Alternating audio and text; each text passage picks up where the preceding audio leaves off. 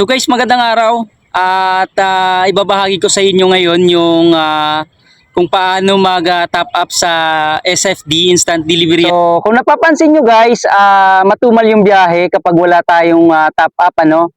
So ito yung dahilan dahil mayroon ng mga COD bookings na mga pumapasok. Ito yung bagong update ni SFD noong last March.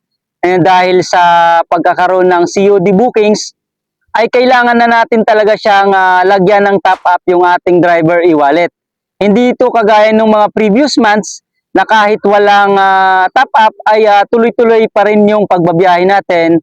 I mean, tuloy-tuloy yung pag-accept natin ng bookings, ano? Tuloy-tuloy yung pasok ng bookings dahil nga mga cashless bookings yung mga pumapasok noon. So since nag-update na nga si SFD, mayroon ng COD bookings, ibig sabihin may mga kukuhanin or i-collect tayong amount kay customer, no? Yung mga amount ng in-order niya.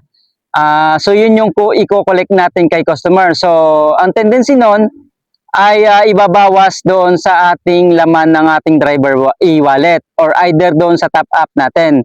So kung may laman naman yung driver e-wallet nyo, ay okay lang kahit walang top up. So okay lang yun guys ha, kahit zero yung top up nyo, pero may laman yung driver e-wallet nyo, gaya sa akin, kahit zero lang yan, pero may laman yung aking driver e-wallet, ay tuloy-tuloy pa rin yung pag-accept ko ng bookings. Dahil automatically, kapag may COD bookings na pumapasok, ay dito ibinabawa sa aking driver e-wallet yung mga COD bookings. Unless kailangan mo siya mag-top up kung parehong zero yung inyong laman driver e-wallets. Tapos doon sa top up ay zero din siya guys. So kailangan mo talaga siya mag-top up. At kung paano gawin yon ay ganito lang. I-open nyo lang yun guys yung inyong driver apps, SFD driver apps. And then punta kayo sa profile, i-click nyo yung my balance. So dito makikita nyo yung inyong driver e-wallet. Pagkatapos yung top up. So kapag zero parehas yan, kailangan mo siyang lagyan ng top up. So paano gawin yon? I-click mo lang yung top up and then mag-enter ka ng amount na kung ilan ang kaya mong ilagay. Halimbawa, ito sa akin, 250 pesos ang ilalagay ko. So, ang payment method guys, via QRPH. Once okay na-input mo na, click mo yung top up na nasa baba. At kapag ni-click mo na, magpa-process yan, mag-generate ng QR code.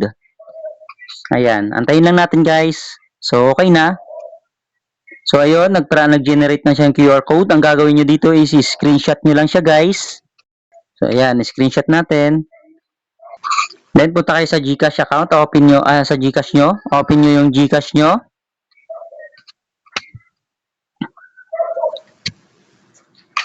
Click nyo yung send. After nyo ma-click nyo yung send, i-click nyo yung express send. Ayan, loading lang. And then, dito sa baba, makikita nyo, scan, upload QR, pero ang pipiliin nyo is upload QR. I-click nyo yan, upload QR, para mapunta kayo doon sa inyong gallery kung saan yung screenshot ng yung kanina sa inyong pag-top up ay so ayan, i-click nyo yung upload QR. So yan, nasa gallery. And then, i-click nyo yung na-screenshot nyo kanina na QR code. So, ayan, kapag okay na, magpa-process yan guys. Antayin lang natin.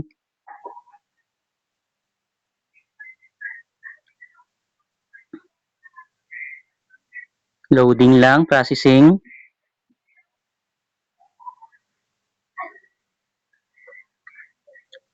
Oops, session expired. Mahina ang aking internet lang guys ha. Pagka ganito, mahina ang internet nyo kapag may lumabas na session expired. Ulit-ulitin nyo lang guys, gaya yung ginawa ko, ulit-ulitin nyo lang pindot, okay. So ayan, okay na. So okay na ang internet. I-click nyo yung pay sa baba. kung yung magkano amount na input nyo. So, sa akin 250, click nyo lang. At pagkatapos yan, magpa-process na siya guys. Ayan.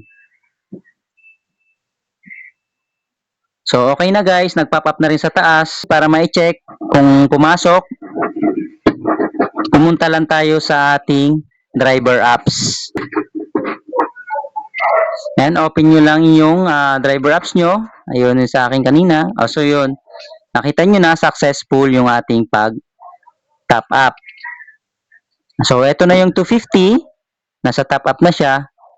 At ang aking balance sa aking driver wallet, 155. So, mayroon na akong 405 pesos na total balance.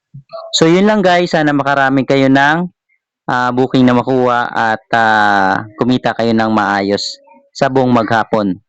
Guys, maraming salamat pala sa inyong mga suporta, no? At mayroon na tayong 464 subscribers. Maraming salamat sa inyo. At sa iba pa na hindi nakapag-subscribe at kung nakatulong sa inyo ang video na aking ginagawa, ay inaanyayahan ko kayong i-like at mag-subscribe na rin kayo sa aking channel, ano? Para sa mga update sa aking mga biyahe minsan sa mga ina-upload ko sa aking biyahe. Dahil dito, hindi nabahagi ko yung mga tips at yung mga experience ko sa SFD Instant Delivery. Hindi na kayo mahirapan, at least makakuha kayo ng idea. So, yun lang guys. Maraming salamat sa inyong suporta at sa pag-subscribe ninyo. Ingat kayo sa daan palagi at sana makarami kayo ng biyahe sa araw-araw. Thank you guys. God bless.